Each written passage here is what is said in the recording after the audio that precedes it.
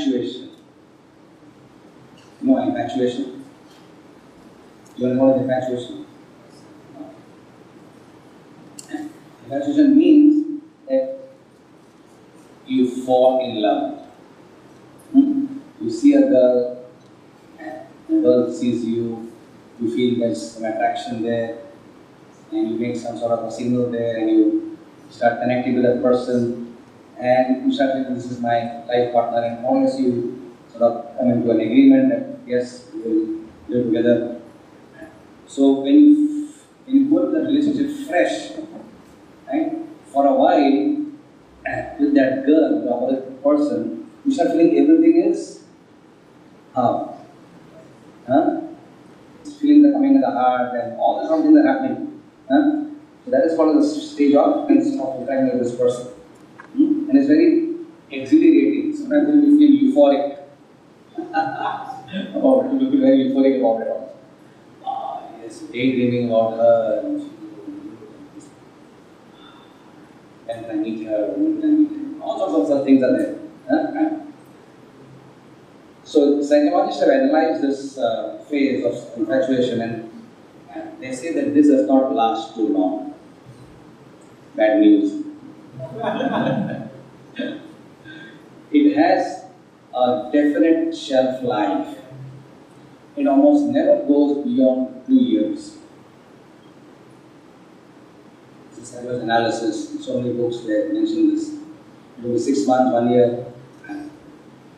The second phase, this phase is compared to your experience with the beach of Jagannath-puri. You're at the beach, you're just walking the beach, pani aata hai, sparsh karta hai, chal rehta hai. You're just having water completely just to your ankle, and it's cool and it's refreshing. You just walk on the soft beach, and it's very comfortable. So then you have some cola or some candy, and with your partner, it's like this is life. There is nothing better than this in the world. However, you feel that you have achieved the goal of your life. Krishna prem, some prem, whatever, right? And you will off. But then you have to, you cannot remember you. Your goal is to find the oyster. You know what is oyster? It's something which, like a shell, and open that, and they say just a drop of sand is put inside this oyster, and somehow by various chemical processes of changes, a pearl is formed. That pearl is called as an oyster, right?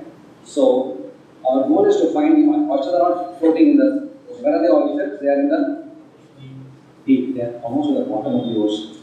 So you are supposed to go from the seashore to the. You want to get that, definitely, that's the goal, you're very clear about that.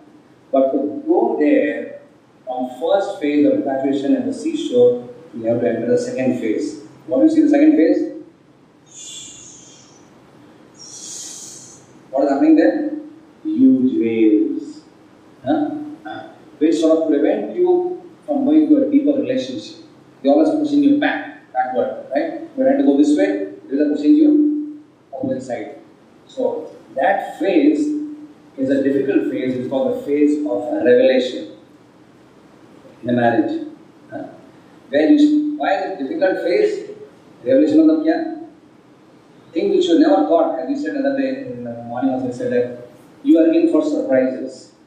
And the person's real nature, your nature is revealed to her, and her nature is revealed to you. And things you never knew before when you are meeting or knowing her or whatever, right?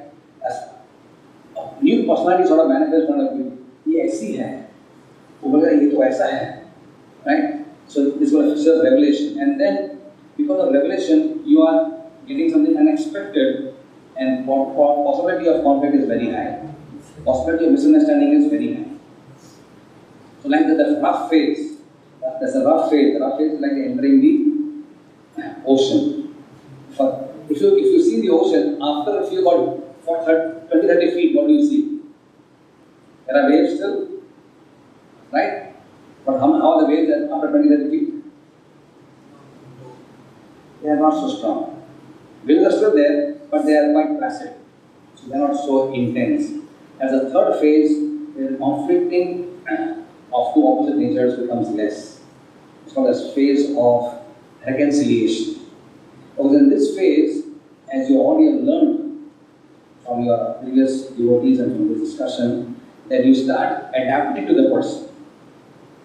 Because you adapt, you learn how to adapt the natures of how likes, dislikes, habits, traits, typicalities, idiosyncrasies, whatever, eccentricities, everything. You learn to adapt to this particular nature. So, therefore, the waves become.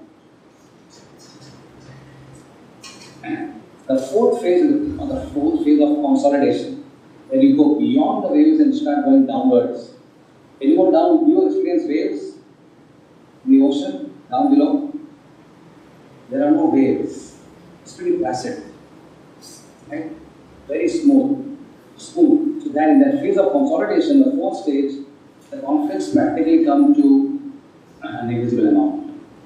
And both husband and wife are able to consolidate their relationship very strongly and consolidate their pursuit of Krishna consciousness with tremendous amount of focus.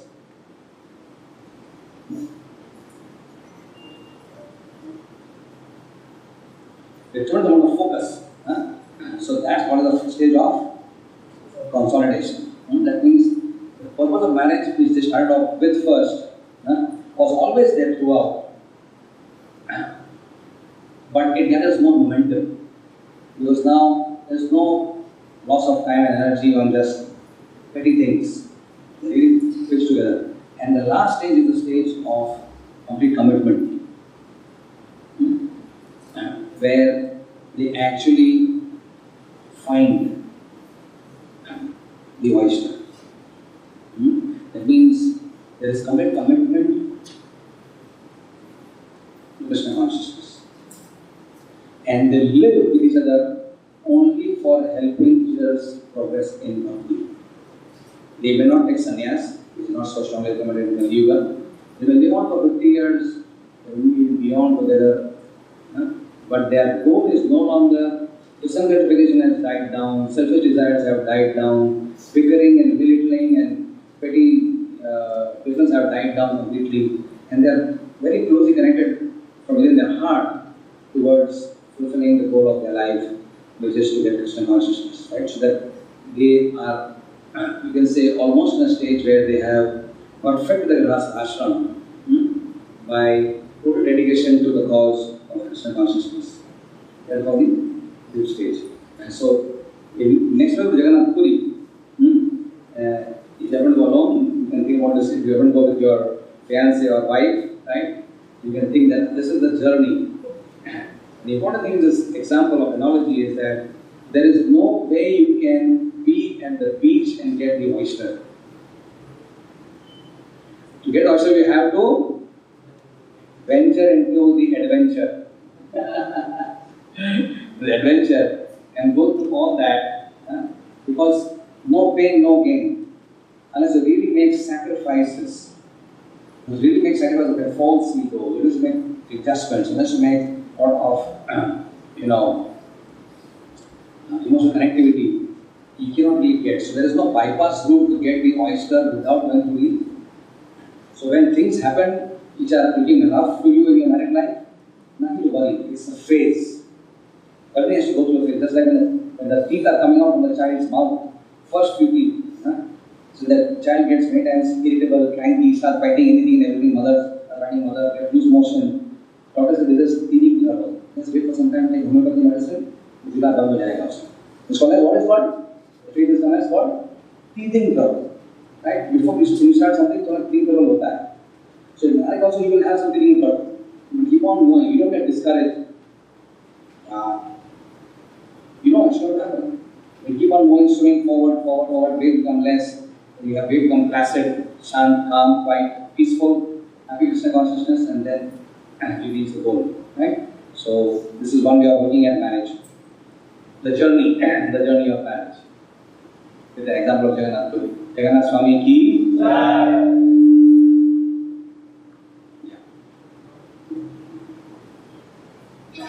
We wanted to conclude with this thing, wishing all of you a happy search.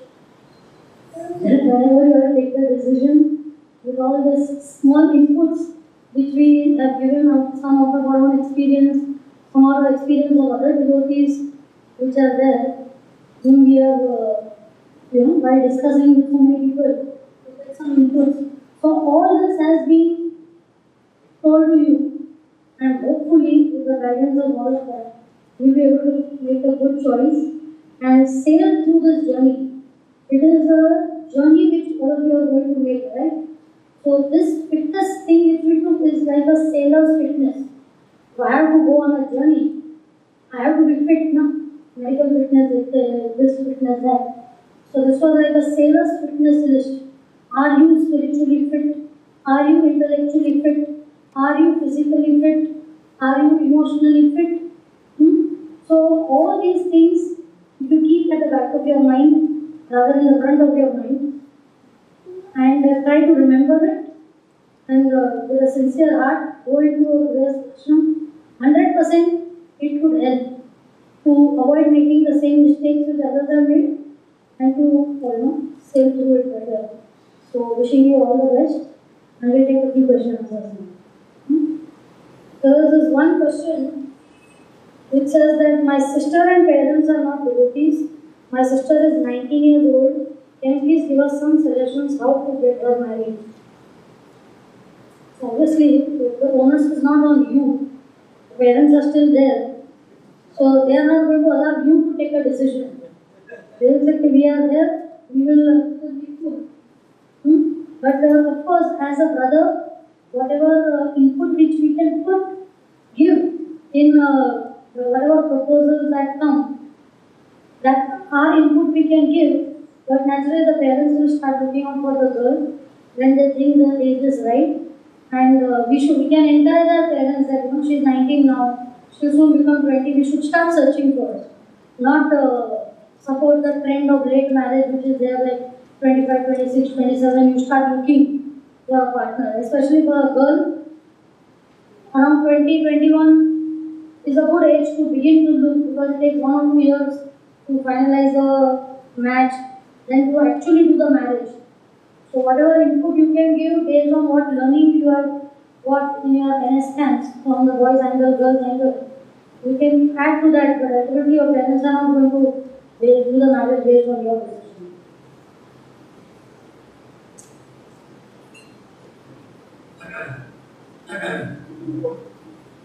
How does the physical appearance of the partner help another partner to resist distraction of this world? Which kind of relationship helps to resist distractions? As Vaishnavas, we should be looking at two types of beauty. The concept is of external beauty and internal beauty. So when you talk of looks and appearance, the world looks really at the external beauty of the form, the skin, the eyes and hair, whatever, right? As Vaishnavas, we are also looking for that the person actually is beautiful from within. That means whether that person has the traits which make a good human being. Mother Teresa does not appear beautiful with a wrinkled face, an old lady. But people who have met her say she is a very beautiful lady. Some of our grandparents are old, but they look very beautiful because they exude a lot of positivity, kindness, and love. Right? So they're very beautiful, very attractive people. So beauty has to be, first of all, we understand beauty is something which has to come from within. The person is beautiful, not the skin. Right? Prabhupada was not necessarily a beautiful person, but maybe attracted so many because he was a beautiful person. Right? Our parents are beautiful people. They may not be the best good in the world, but be attracted to them because they are beautiful people, because of their love they exude in their hearts. Right? So many people, as I'm saying, understand.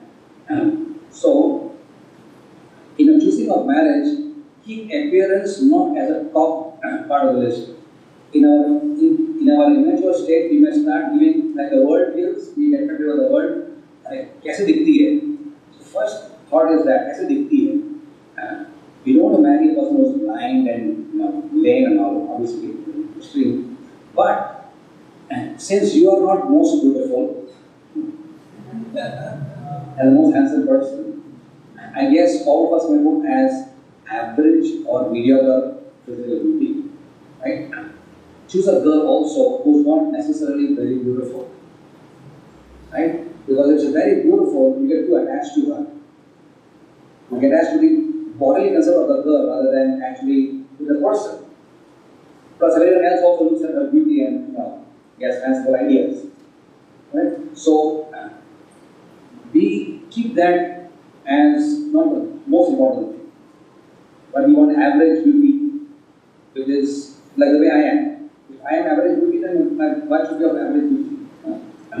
So whatever relationship, well, if you connect your hearts, as we are saying all this emotionally clear, all that we're talking about, if your hearts get bounded into love and you feel gratified and happy in that relationship, you will not be attracted, distracted to even other beautiful looking girls.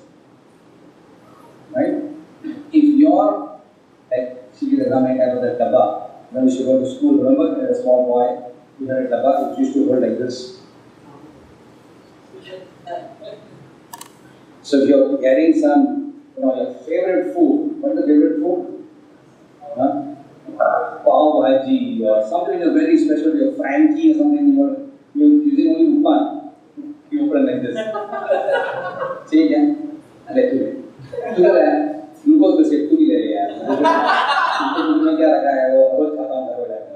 But if there's something special, then the dabba becomes like this. Right? And you don't look into other dabba because mommy has special here. So, the same childlike innocent psychology of the dabba applies at adult also, that if I'm happy in that way with what Krishna gives me, my mother gave me the dabba, and my supreme mother and father gave me this girl.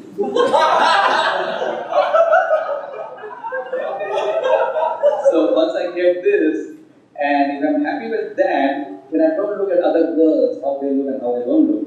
Right? But if I'm not able to create a connection properly as we want, then the mind becomes distracted.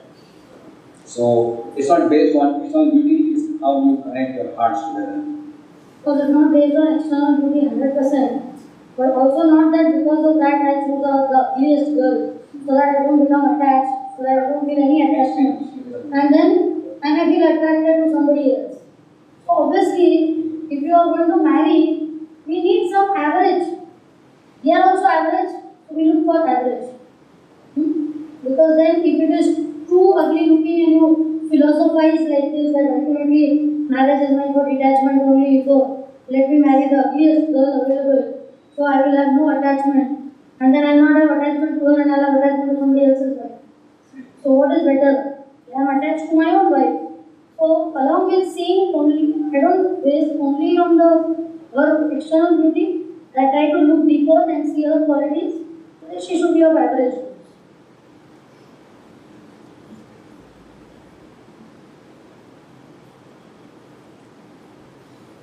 So my parents are having sentiments towards demigod worship, and due to the long, family tradition, even relatives are of that thought process. So how should I pursue my parents? And in that situation, how wife will settle in that situation so that both husband and wife can practice bhakti? If parents try to impose their feelings as sentiments of demigod worship on us, and other ritual things like animal sacrifice.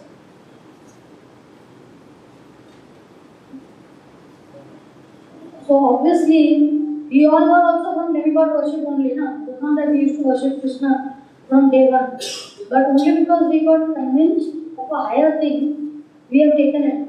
But naturally, for them, it has been years of practice. So you cannot tell them, "Okay, अभी मैं devotee बन गया, पूरा पढ़ता खाली करके सब demigod को फेंक दो." Now I'm going to worship only Krishna, right? So intelligently, what devotees have done is, they keep all the demigods and they put Krishna's picture also over there. And we know how Krishna is what? Like woman there. You give him small place and then he occupies the whole altar.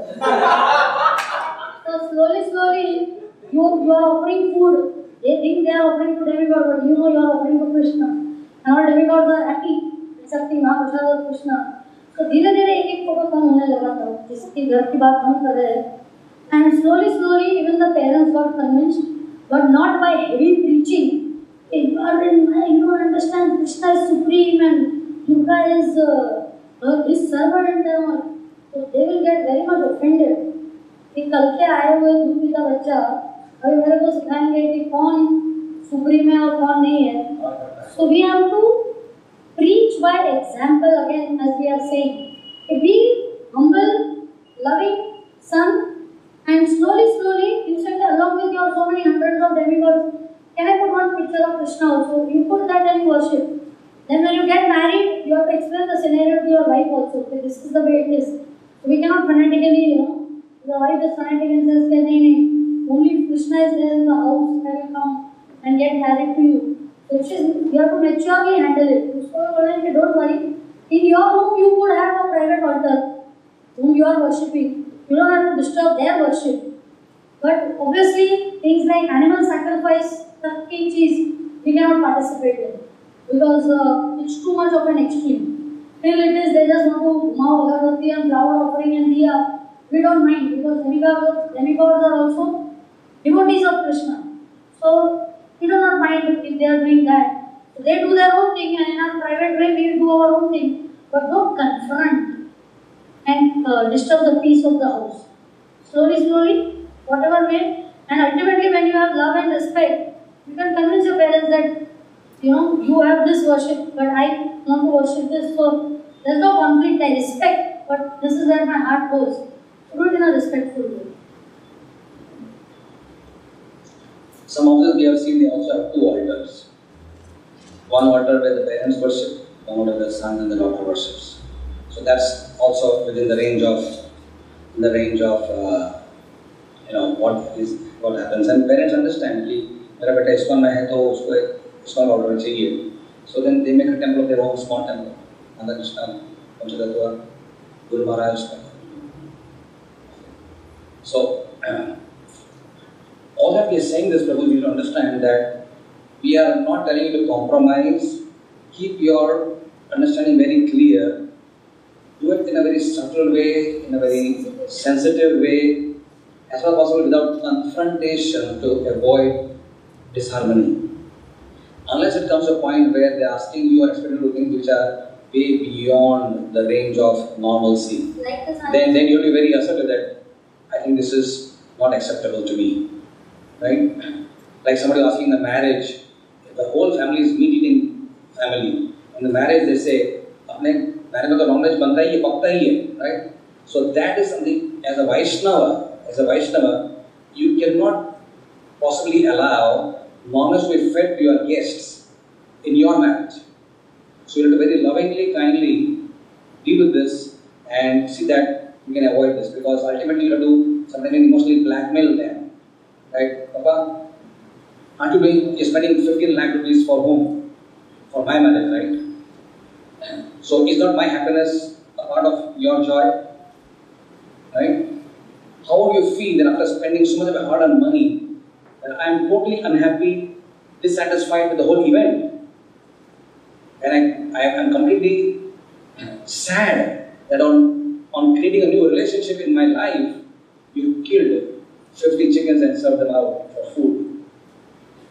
How my heart would simply not accept that it happened in my marriage, and that guilt will kill me throughout my life, practically. So I am requesting you, please be sensitive to my emotional needs. My peace of mind will not be there. So you will have to something to be very assertive. Don't be scared of being assertive.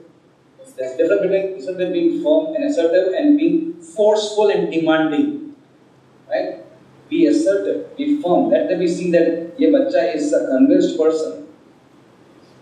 Parents will want to do their way more and more. They find that the child is, they can understand, it's a lukewarm heavy. It's not pakka nahi hai. But they probably want to expect more of their things. But if they know this person is a convinced person, right? In your behavior, in your talk, and actually genuinely you're internally convinced, they understand, yes, we have to respect his you have to respect his mood also. You understand? So there is something important there. How to overcome nightfall? Is it only because of impure swabhava and chitta, or is it need a medical attention also to come out of it? You can do both. This is a problem which is better solved through Krishna consciousness and Ayurveda together. Right? So if you have this problem, this comes basically because of internal contamination, obviously, where the subconscious mind is infected. Because it happens in the night, it's not something which happens in the daytime, right? So here your cortex is, you're sort of conscious about everything around you. At the night, your subconscious mind becomes more active. You see dreams, you see so many things. Not very from a conscious level, it's from a subconscious level based on past impressions, what you have done, right, wrong, good, bad, and that. So, that may get aroused in the night when you are off guard. Because in the night you are not on your guard, you are off guard. And things which you wanted to keep it away or keep it out of your range or keep it suppressed, that may come to the surface and you may have that sort of a aberration. So it calls for a deeper cleansing of the heart through Krishna consciousness, through prayer, through patient prayer. It's not something you get go over immediately. Patiently pray for it. And if you have some devotee Ayurvedic doctors, which are many in our ISKCON, you take some help from them as well to be able to help you to overcome this thing. Eat lesser heavy meals in the night. Avoid sweets in the night. Totally avoid sweets in the night. Never eat sweets for dinner time. You can enjoy some sweets in the daytime, it's fine, but at night avoid. Heavy meals definitely put pressure on the genitals, so try to eat a lighter meal in the night. These are simple rules which we follow, which may also help. Right?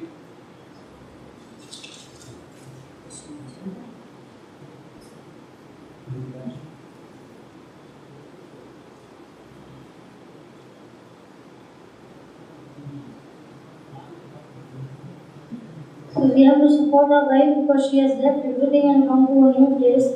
But if she is wrong and it is visible to us also, apart from parents saying it, so how to support her in this situation? So that she can be corrected and parents can also be happy and harmony is established in the family. Naturally, it's not that the girl is perfect. Neither you are perfect sometimes. But if the girl is visibly doing something wrong, naturally she needs to be corrected. But it is how you do it that is important. If the girl is doing something wrong and you are publicly going to insult her every time in front of your parents because you think they are not outsiders, they are not public, they are my own parents. So why should she feel hurt? But for you, they are your parents. For her, they are still not her parents, right? They are outside. So be sensitive to the fact you can correct her, but how you correct will be important. In a private way, when you are alone, in a loving way. If we tell, then the girl will also change. She may not even be realizing what mistake she is making it. So it's not always what you convey, it's how you convey that is important. The most serious thing can be conveyed in a nice way, because only when you do it in a nice way, the opposite person is going to perceive your love and care and not get intimidated by you that, he is biased and that is why he is telling me all these things. She will try to see through that you are doing it out of love to bring peace and harmony in the house. Please do it in a sensitive way and not in a insensitive way by publicly correcting you. Also, as we were talking a few minutes back about how to rectify children's behavior, in some ways, a woman can also be like an immature child, and sometimes the husband plays a fatherly role as well. There are multiple roles. So, if you have to correct your wife, we said this in the afternoon, remember, that first of all, you have to play the right role. How are you in any way contributing to that? Ask an honest question. Is my behavior, attitude, in any way affecting her in such a way that she is responding in this way? If I am part of the problem, then I should not rectify myself, right? So she is responding because you are doing something. We are neglecting her, so it's a frustration, parents will right? You are not dealing with the property, so she's coming out in a different way. So am I in any way contributing to the problem? That requires self-introspection. And do it always, always, always first. Because then that means you are in charge. You are in control because that because of you. And you can always rectify yourself by the power of your discrimination. But you find it is not because of you, because of the upbringing or whatever, right? So she brought it as a baggage along with her personality. Then, as Vishaka Priya said, we have to create an environment in the house whereby she feels loved and wanted and valued. If anybody has to be corrected in this world, it is easy for them to accept correction from you only if they feel loved, valued, and wanted. If they are not felt loved, they won't listen to your rectification. If they not feel valued, they say, you don't like me, you are fighting with the parents. I know, you are saying this because your father told you this, your mother told you this. So, it is important that the woman feels valued, wanted, and loved. If that is what she feels about that, yes, everyone loves me. My husband really loves me, of course. But he feels this about me. For her, it will be difficult in the beginning, but gradually she'll understand that. Okay? So, it goes hand in hand. Please give some idea on or guidance on how to convince our parents in a loving way. For what? When we have chosen a girl from outside caste, and parents are denying. अभी क्यों loving भी आ गया?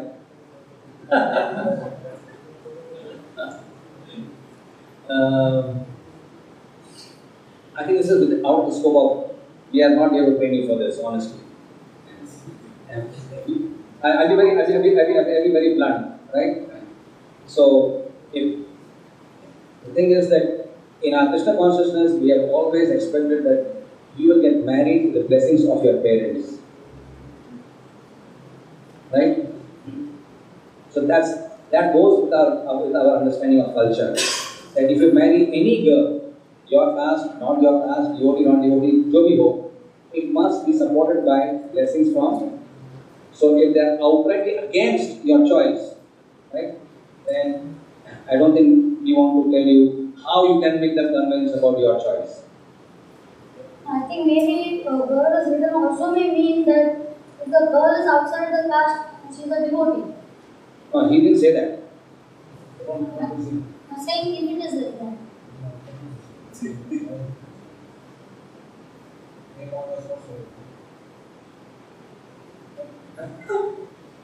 Yeah, so this is my stand on the question. That you would like to have parents' blessings.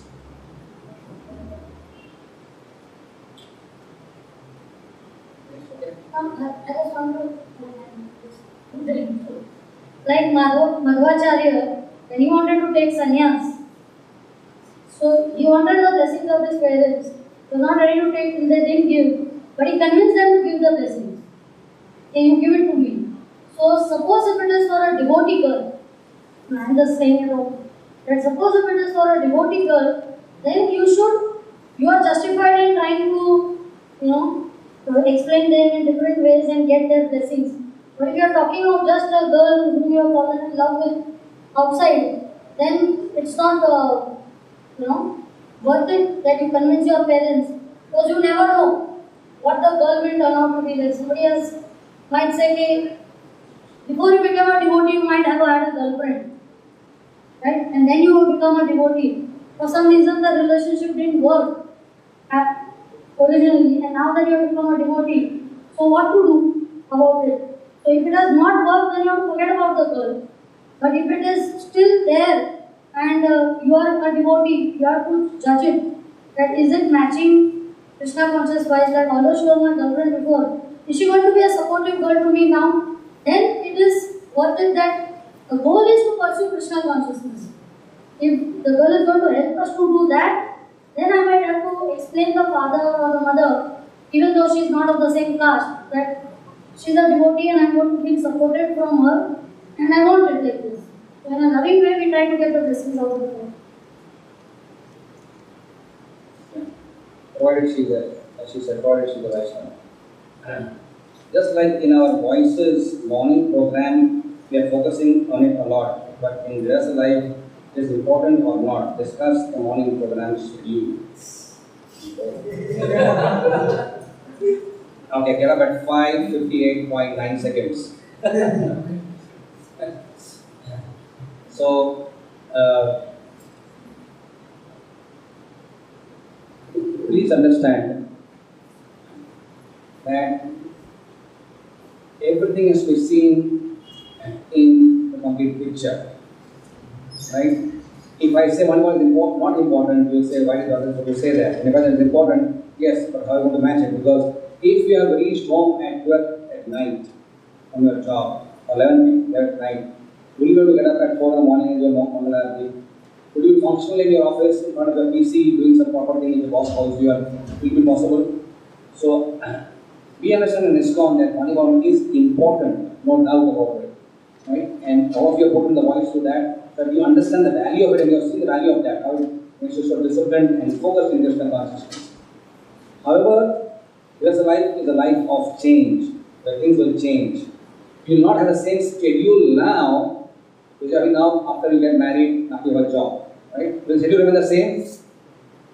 Schedule remains not remain the same. Obviously, morning program, there will be changes. So something will have to change. So what will have to change? Something will receive importance, something will have to be receive less importance. Right? So it is not that I am saying that morning program is not important and don't get up in the morning, as you are doing now, and don't look at morning program as a separate thing. Look at the whole picture. How is your life? Are you able to maintain your health, your sleep, your diet, your sadhana, your job, family time, all in proper in those 24 hours? You only 24 hours, right? As I said, now only two things: your studies, and your sadhana. You have no responsibilities. But when responsibilities arise in your life, how to accommodate all these diverse things will have to be understood at that time. So it will not be possible for me to answer the question right now. It will be based on a case-to-case situation. What do you work? Are you working from home? Are you going for a job long distance? What time are you returning home? Do you have children? Do you don't have children? Do you have parents? Don't have parents? Right? You understand? What is the demand of your job itself? How am I reaching your rounds? I would say rounds will be more important than your morning program. That is, rounds to karna hi karna hai. If you do morning program at the cost per rounds, then it will be more difficult. Right? So at least rounds are, as I said before, non-negotiable. But morning program is negotiable if it is able to fit into the whole schedule of your 24 hours. Definitely that's a priority. But look at the whole thing. Am I clear? There's no point. There's no harm in raising your hand if you ask this. Who has this question? Yeah. So it's not something private, right? It's applies to everybody. So am I able to answer your question? Look at the whole picture of your life. You cannot look at money program as a separate entity, right? If it fits into the whole scheme of things of your life, definitely Prabhupada encouraged us to do that, and we should do it, right? So that's what we can say as desirable. Some things are compulsory, some things are desirable, right? So chanting is compulsory. 4 rains is compulsory, right? Sleep is adjustable. 5 hours, 6 hours, 7 hours, based on this thing, right? Morning program also. Then of course, you must have Saturday, Sunday off. Some people can do that. They have Saturday, Sunday off, so at least they have a full morning program on Saturday, Sunday. And on other days, they may have a short morning program. And there are devotees who have practiced morning program in such an efficient way that they may go through a whole program in just 20 minutes, right? When there is no chorus, they just sing one line, and they all sing together. So if you can have a compact thing with focus, then instead of taking the good 45 minutes which a morning program takes, you do it in a sleep time, that's another option. So we may have to make some adjustment in this way in terms of time, schedule like that. But definitely we don't minimize the importance of morning program. It's important. But how you do it, with how much time you do it, on what days you do it best, right? So this thing must be taken into consideration.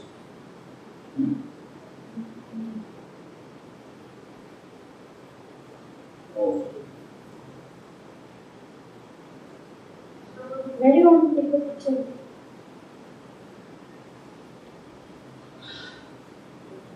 Sorry, there are some more questions. On creating a new relationship in my life, you killed 50 chickens and served them out for food. How how my heart would simply not accept that it happened in my marriage, and the guilt will kill me throughout my life, practically. So I'm requesting you, please be sensitive to my emotional needs, my peace of mind will not be there. So you will have to something to be very assertive. Don't be scared of being assertive. There's a difference between being firm and assertive and being forceful and demanding. Right? Be assertive, be firm. Let them be see that your bacha is a convinced person. Parents will want to do their way more and more. They find that the child is, they can understand, it's a lukewarm heavy. It's not pakka nahi hai. So they will probably want to expect more of their things. But if they know this person is a convinced person, right? In your behavior, in your talk, and actually genuinely you're internally convinced, you understand, yes, you have to respect his mood also. You understand? So there is something about that. How to overcome nightfall? Is it only because of impure subhava and chitta, or is it need a medical attention also to come out of it? You can do both. This is a problem which is better solved through Krishna consciousness and Ayurveda together. Right? So if you have this problem, this comes basically because of internal contamination, obviously, where the subconscious mind is infected. Because it happens in the night, it is not something which happens in the daytime, right? So here your cortex is, you're sort of conscious about everything around you. At the night, your subconscious mind becomes more active. You see dreams, you see so many things. Not very from a conscious level, subconscious level based on past impressions, what you have done, right, wrong, good, bad, and that. So, that may get aroused in the night when you are off guard. Because in the night you are not on your guard, you are off guard. And things which you wanted to keep it away or keep it out of your range or keep it suppressed, that may come to the surface and you may have that sort of aberration. So it calls for a deeper cleansing of the heart through Krishna consciousness, through prayer, through patient prayer.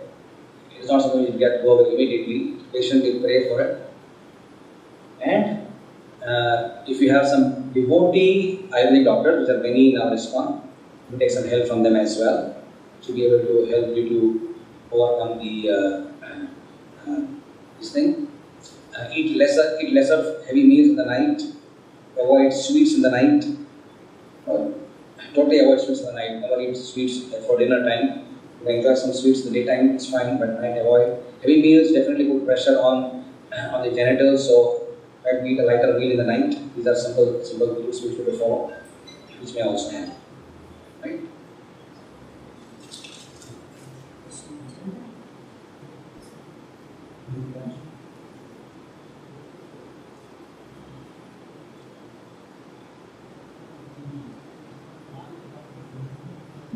So we have to support our wife because she has left everything and come to a new place. But if she is wrong and it is visible to us also, apart from parents saying it, so how to support her in this situation? So that she can be corrected and parents can also be happy and harmony is established in the family. Naturally, it's not that the girl is perfect. Neither you are perfect sometimes.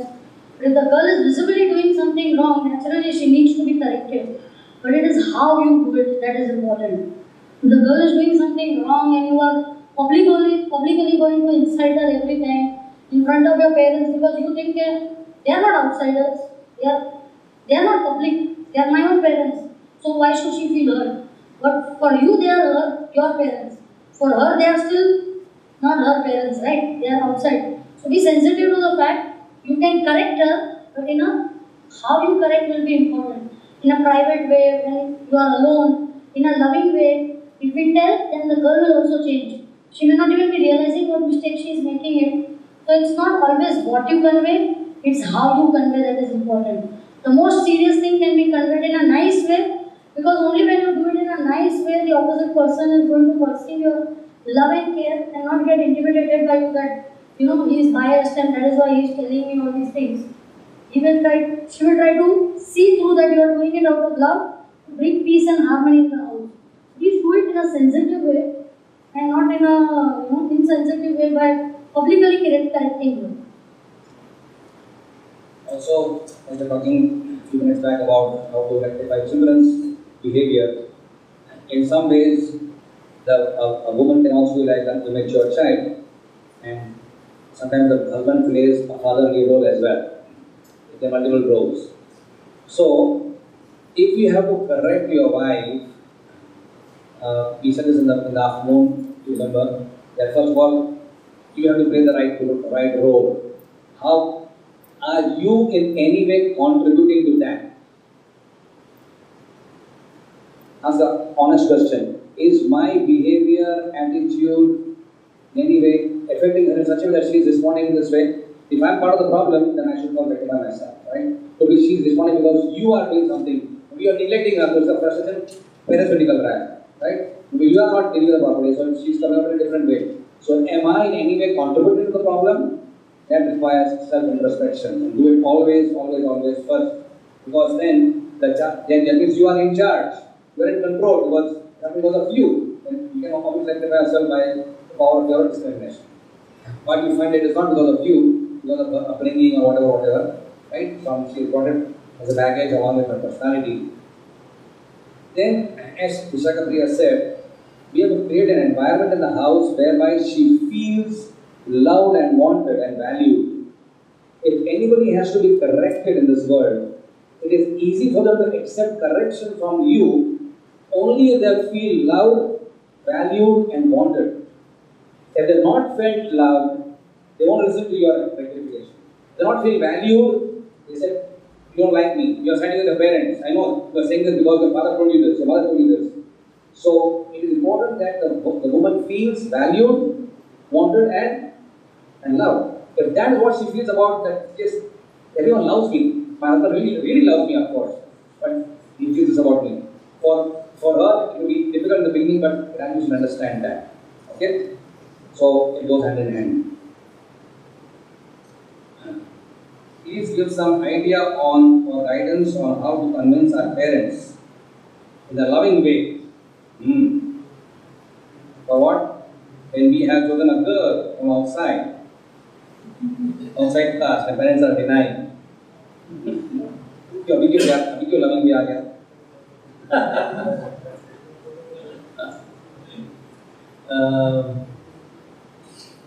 I think this is out of the scope of. We are not here to train you for this, honestly. I'll be very blunt, right? So, if the thing is that in our Krishna consciousness, we have always expected that you will get married with the blessings of your parents, right? So that goes with our understanding of culture. That if you marry any girl, your caste, not your caste, devotee, not devotee, jo bhi ho, it must be supported by blessings from. So if they are outrightly against your choice, right, then I don't think we want to tell you how you can make them convinced about your choice. I think maybe girl is written also may mean that if the girl is outside the caste, she is a devotee. No, he didn't say that. I'm saying if it is like that.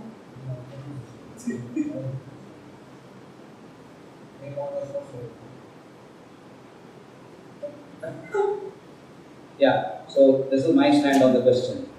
That you would like to have parents' blessings.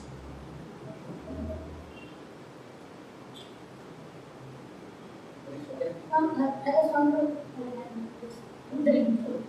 like Madhvacharya, when he wanted to take sannyas, so he wanted the blessings of his parents. He was not ready to take, they didn't give, but he convinced them to give the blessings. Can you give it to me?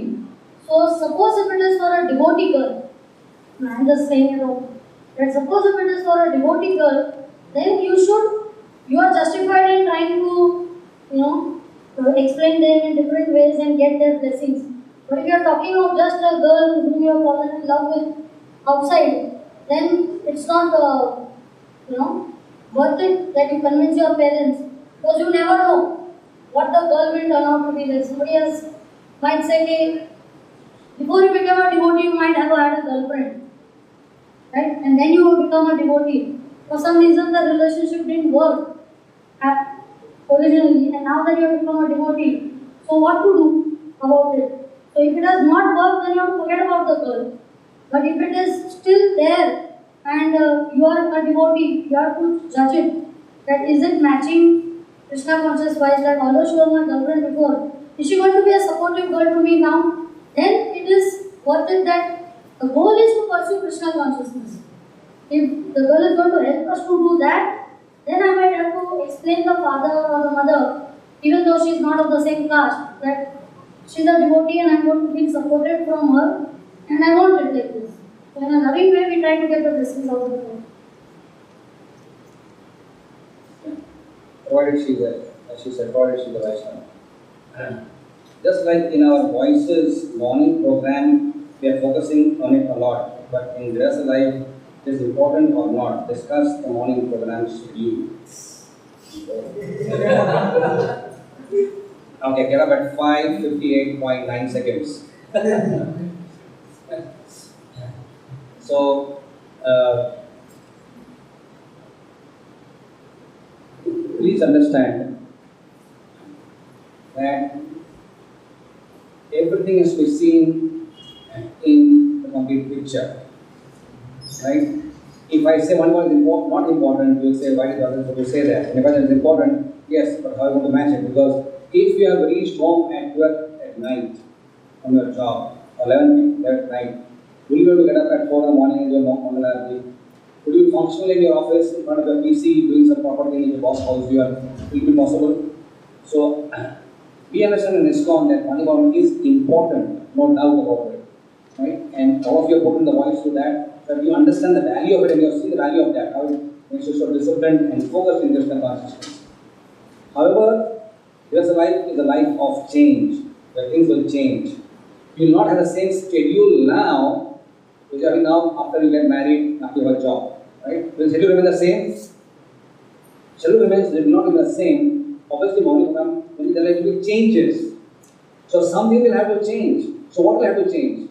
Something will receive importance, something will have to be receive less importance. Right?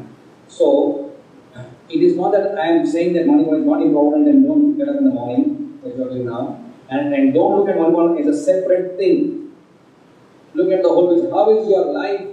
Are you able to maintain your health, your sleep, your diet, your sadhana, your job, family time, all in proper in those 24 hours? You have only 24 hours, right? As I said, now only two things: your studies, and your sadhana. You have no responsibilities. But when responsibilities arise in your life, how to accommodate all these diverse things will have to be understood at that time. So it will not be possible for me to answer the question right now. It will be based on a case-to-case situation.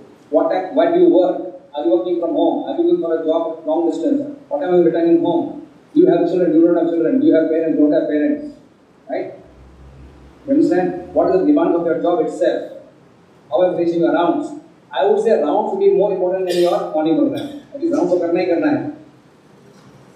If you do morning program at the cost per rounds, then it will be more difficult. Right? So at least rounds are, as I said before, non-negotiable. But morning program is negotiable if it is able to fit into the whole schedule of your 24 hours, definitely that's a priority.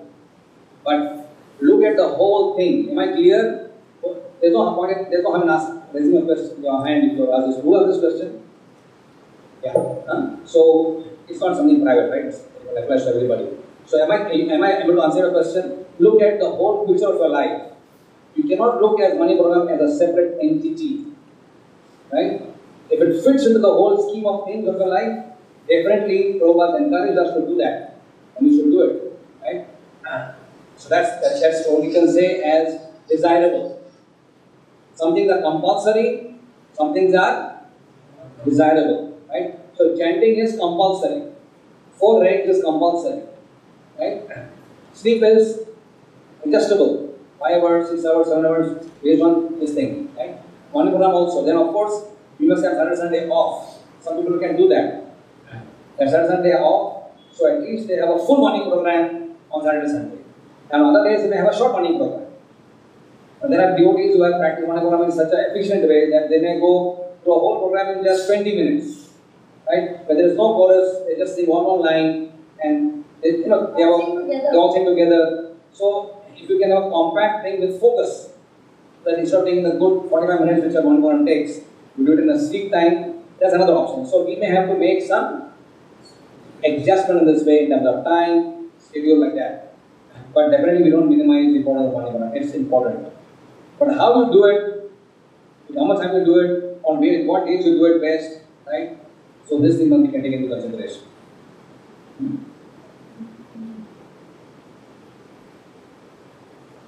Oh. Where do you want to take the picture?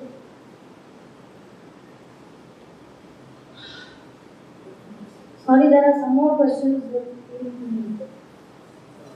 May not be exactly 100% which what I could do, but I think you have hopefully done a decent job answering most of the queries. So, in the end, on behalf of Vishal Kapil and myself, both we folded hands want to thank you for being such a wonderful audience and listening with such attention. I almost never saw anyone sleeping. These very common lectures, programs. They are not even sleeping. You may be spacing out looking at me, it's possible. You're spacing out, but I cannot detect that, right? You can be spacing out in your mind. But it doesn't look like all of you are focused and listening properly. And I want to thank Raghav for organizing such a wonderful way. Ram Prabhu, very hardworking. How many phone calls you must have made to Vishaka for ये करना है, वो करना है, this, that, right? So many details we had to work out. So I think it went very well, and we are going back with a deep sense of satisfaction that we have served you. And as you mentioned, Chandraprabhu, in the morning in the car, that for us, all of you mean a lot. Not because you are IITians, you're not being at that qualification, but you are having a great potential. And you have so much of blessings already in your life. Radheshyam Prabhu and the team, devotees who have invested so much in you, in nurturing you till now. And if 30 of you, I'm told the number is 30, whatever number will be, 30 of you, if all of you can have, we pray to have a happy Krishna conscious married life ahead of you. To get 30 happy families who are Krishna conscious in this world is a great achievement. Right? Because people out there are really unhappy in married life because they don't have Krishna. So the source of all happiness, the result of all pleasure, they don't have him. But we have him in abundance. Right? And how we can incorporate Krishna's teachings and his love into all aspects of our life, our married life, occupational life, spiritual life, social life. We can do this through the training programs which we are having, and I'm sure you have a great, great future ahead. And you can make a great difference in your life, in your friend's life, in the life of your children who will come after you, and in the whole world. Right? So, looking at the potential, we feel great joy. And we pray that the potential will be expressed fully in years to come. And if you're getting married, do invite us. Whether you have to come or not, but I would like to know as and when we're all to get married, and definitely would like to send our regards to you or love to you on this auspicious occasion. If you are somewhere where geographically possible to come, you come. But still, whenever you all go after passing out from the NS, this thing, please keep connected. Many times the NS devotees move out. You have got trained in Calcutta. You may go away to Bombay or Bangalore or Hyderabad or wherever you are. But the principles which you have learned will always remain in your heart. And thanks to technology, you can always remain connected with your mentors. So do not disconnect yourself once you move out from wherever you have been trained. Remain connected. There is so much of energy has been invested in trying to train you. If you go away, then it's a loss which all of us will have to bear. yeah. So, reciprocate. This is what the love we have given you over the years. So, let us raise our hands in gratitude to His Divine Krishna Prabhupada, who is behind all this. and whose love we all want to, access in our hearts, because He means so much to all of us, right? And to access His love, His mercy is what we want in our life. And everything will be auspicious if we can do that. Let us raise hands, call out, in that into Prabhupada, and Radha Govinda Dev Ji, Gaur Nitai, by loudly chanting, Hare Krishna, Hare Krishna, Krishna Krishna, Hare Hare, Hare Ram, Ram Ram, Hare Hare, Hare Krishna, Krishna Krishna, Hare Hare, Hare Ram, Ram Ram, Hare Hare, Hare Krishna, Krishna Krishna, Hare Hare, Hare Ram, Ram Ram, Hare Hare. Prabhupada.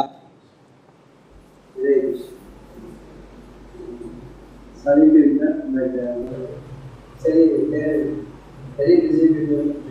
Many times we are able to talk to them through SMS only, because they are very busy. Also, is very busy with his appointments as a doctor. All of you know how busy they are. So still, there are so many programs going on, and to get all this time for all of us is very rare opportunity. And you know how. Because Maharaj loves them so much, because they love us so much. From the time, my experience is that from the time I came to Krishna consciousness, I saw both of them as role models for me. Because these two hear many lectures at Virastas, generally Virastas, about Rakaraju, Mataji, and Siddhanto, Sinanti, Vishnu Chandra Gopal. These are all exemplary fellows. I never knew that I will be so closely talking to them. And they are so motherly, mother and father like that. I never felt that I learned something in the time in the last one. Because whenever I meet them and talk to them, it feels like it's a whole family. So that's a blessing we got to the mercy of Acharyas. And although they are extremely busy people, that they make a point every time to come to Calcutta, give us valuable time to come to our sharing with them. So we are saying that it's not a matter of how many people. I want to give thanks to the people, but they wanted to be educated. So you can understand how much they are concerned to give us this knowledge, right? Sitting for hours together, right? And doing Nidala fast whole day. I was concerned that when I got these dates, I sent them back to Nidala. So they changed the dates. They told no, we are perfect with the service. So it's a dedication they have for me. It was easy to do Nirjala because you were. I would like to thank Prabhuji and Mataji, because when I go back to Calcutta and tomorrow morning I will take care of that, because we are still doing the services there. So we have to thank him. We request him that to be in more visits so that we have it.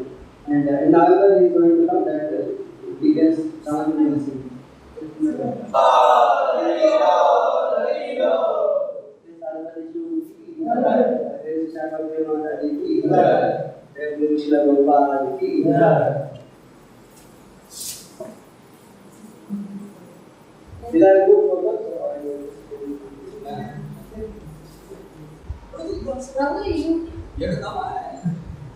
एक तो सपन चाहिए सब एक तो सपन चाहिए